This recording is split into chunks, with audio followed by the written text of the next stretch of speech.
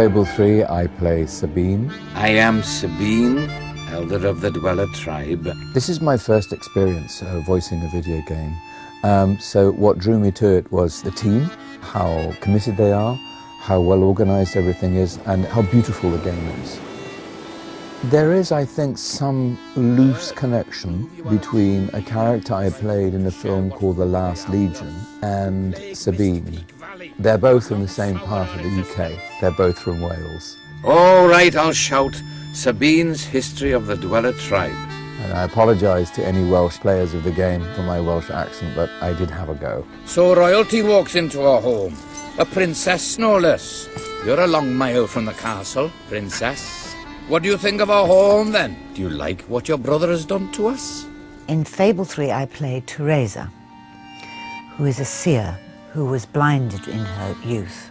I think you see that in Fable I. She is born to see into the future. Sabine is a good man, and his people are strong. I play a character called Reaver. He's a kind of, I don't know how you describe him, a foppish, debauched ruin of a rake of a piratical libertine. I wouldn't call him immoral so much as amoral. He has no morality whatsoever. He doesn't even have a concept of morality. These pitiful men are not a patch on my old bloodstone pirates. Oh, how I miss them sometimes. There's always something stylish about being utterly wicked.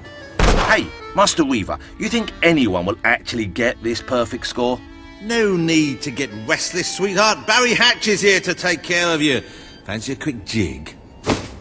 Reaver will prove your most valuable asset. The character I play in Fable 3 is Logan, who is the king of Albion. This is my Albion. Its people will do as I say, or they will die. Its future will be as I decree, or it will end. It's my first time playing a video game character. And it's really interesting because it's another sort of form of storytelling. What are you doing here? The war room is no place for a child. What was really helpful was when I got sort of, sketches and images of the character, and through that I could sort of gather a lot of information, really, sort of an air of sort of pomposity and arrogance and paranoia. Take my sister and her friend to the throne room. We shall settle this matter officially. When Logan started to behave so appallingly, I told myself he wanted to prove his strength by seeing off a few agitators. In Fable 3, I play a character called Elliot, who's the female hero's kind of love interest, potentially. To force an entire kingdom to live in fear. That's true tyranny. He's a very genuine, kind man who is kind of the moral barometer for the female hero. Not a great fighter, pretty useless, and gets in a lot of trouble. All hail, the Queen of Albion! I play a character called Sir Walter Beck, who's the kind of typical right-hand man of the monarch. Oh, balls to you all. He's loyal, he's honest, he's a hard fighter. Ha-ha! You only went and broke it. Look at that. Am I a great teacher or what? He's everything that a king would want, just here. Blocked! Stick that up Logan's pipe and smoke it! In Fable 3, I am playing the part of Ben Finn, who is a sort of rapscallion, soldier-cum-adventurer who, had a difficult life. He grew up on the wrong side of the tracks, didn't really want to. He's always been quite a moral guy. He's always been kind of wanted to do the right thing, but was just dragged back into criminality again and again. But eventually, he joined the Royal Albion Army and sort of became this sort of, the guy he wanted to be. Ow! It's like being hit by a frozen sock!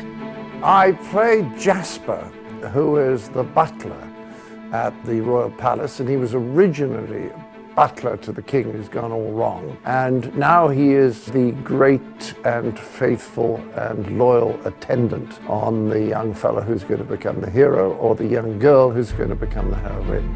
You've a new mask, an exciting mix of daring and dashing. A bit like my first cat, Simon. I think people often wonder whether an actor is using himself in a character, and I think the answer is, to some extent, he has to. One of the things that's missing from a lot of video games is good writing and good voice work. I mean, they require that. It's just because they're video games doesn't mean they don't require the same attention that movies do, or television, or what have you. And I think this one has a wonderful mythology, and it's witty, and it's engrossing, and it demands to have people that, you know, can step up to the plate. This is revolutionary for me. It has to become part of the actor's vocabulary.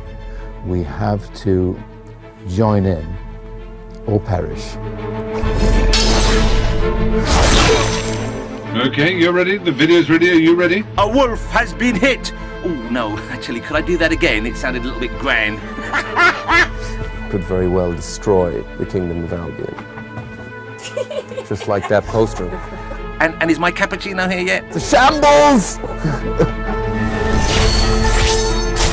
My advice to anyone who wants to play this game and win and overthrow Logan and be a good leader is to be yourself. Don't try and second guess. Don't try and think, oh, I wonder if the game wants me to do this or the game wants... It's not about that. It's about you, the player.